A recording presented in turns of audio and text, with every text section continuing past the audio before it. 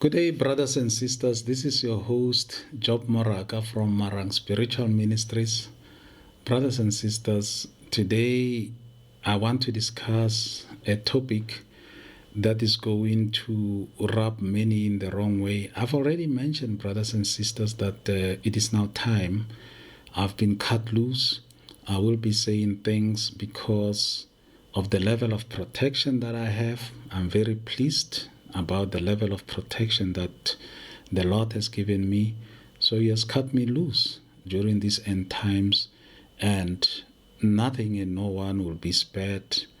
And this won't be based on personal vendetta or anything like that. As He reveals things to me, I will reveal them to you, brothers and sisters. So, brothers and sisters, there is a trend that I've observed. This trend, it has been on my, I don't know whether it's my conscious or my spirit, but one of those. This trend has been bothering me, but from far, brothers and sisters. You see, I've got a client, and this client of mine, she would say things that surprise me. For instance, the other day we had a chat, and then she said to me that she prays to the God of so and so, a certain man of God. And I asked her, who is that God, my dear sister of so and so? She doesn't know. And I asked her, have you ever asked the man of God who his God is?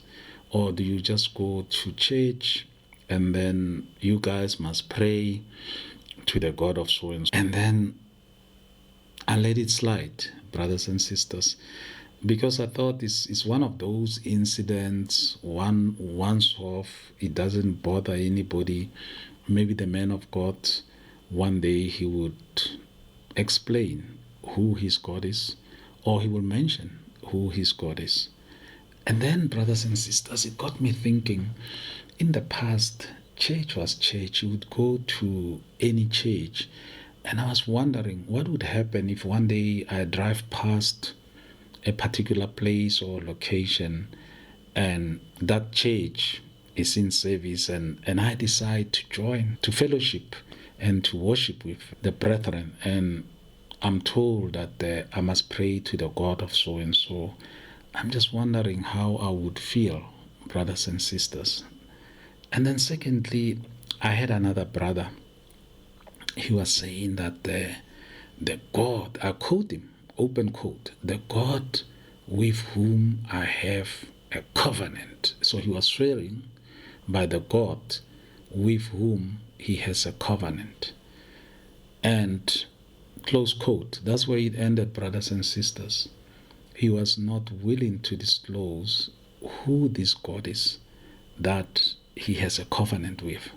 And that too got me worried, brothers and sisters, because you see, I worship a God, and he is the God of the Bible, and he is called I Am, or he calls himself I Am. He is called Jehovah. He is called the God of Abraham, Isaac, and Jacob. He is called the God of the Israelites. He's got all these names, brothers and sisters. And I say them without any fear of contradiction, because he is the God that I worship. The only one, no other God. So I'm not even ashamed of saying this is the God that I worship. And you know, brothers and sisters, Jesus Christ taught me a valuable lesson.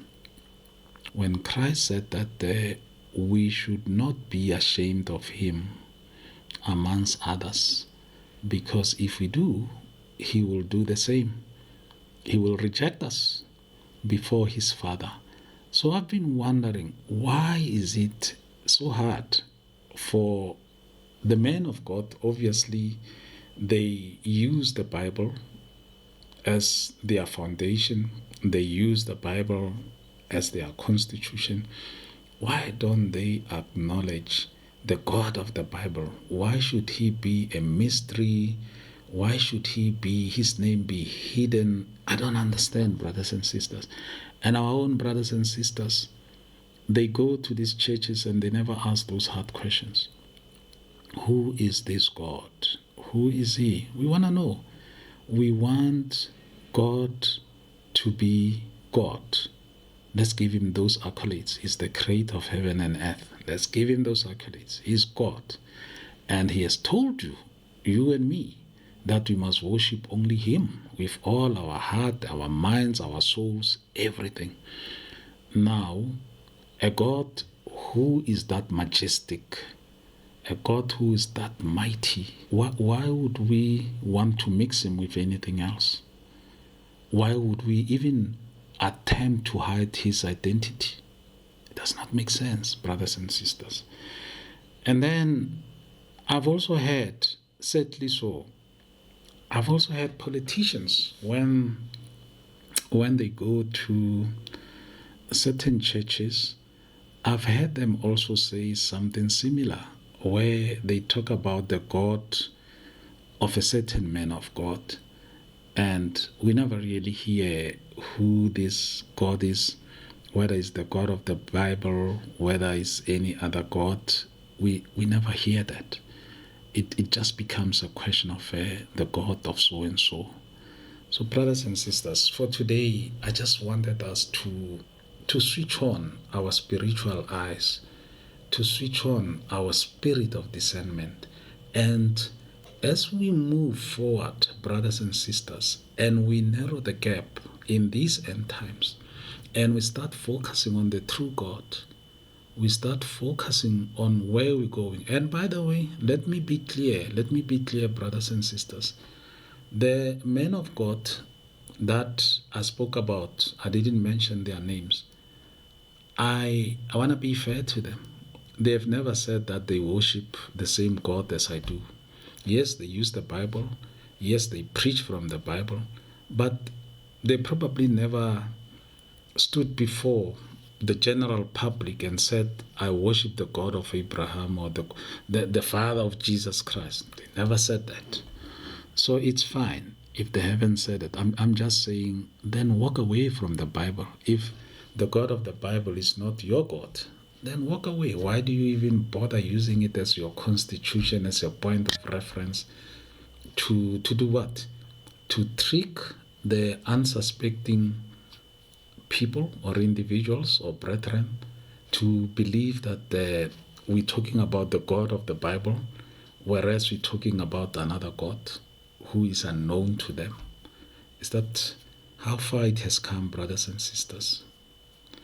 So yes, that got me concerned, brothers and sisters, about people, men of God, women of God, utilizing the Bible, the scriptures, but only to push their own agendas, which are known to us. So I call upon them. They know themselves. Just surprise us. Mention this God, man. Surprise us one day. Just say, the God that I've been hiding is actually this God. And then let's see how things are going to scatter in the natural. Because in the realm of the spirit, they don't like it. You ditch them, they ditch you in the natural. They come for you in the natural. So you see, I'm free, brothers and sisters. I know nobody's going to come after me. And even if they attempted to come after me, they will be slashed where they are. They will be destroyed where they are. That is the God that I serve, the mighty one. I'm not scared. And even though, or even when I walk in the valley of death, I know that he's there, because he's not only omnipresent, he's omnipotent and omniscient. So he knows everything. He knows where I am. He protects me where I am. And he's all powerful. Nobody can get close to me. So brothers and sisters, open your eyes, spiritually speaking, discernment, spiritually speaking, and remember, there is only one God. And remember, Jesus is the only way to that one God. And remember, You are part of the Great Commission, and you mustn't mince your words. You go there, you preach the gospel. If they don't want to listen, you say, may peace be upon you. You move on. You don't stay there to debate forever and ever and ever. You move on to the next one.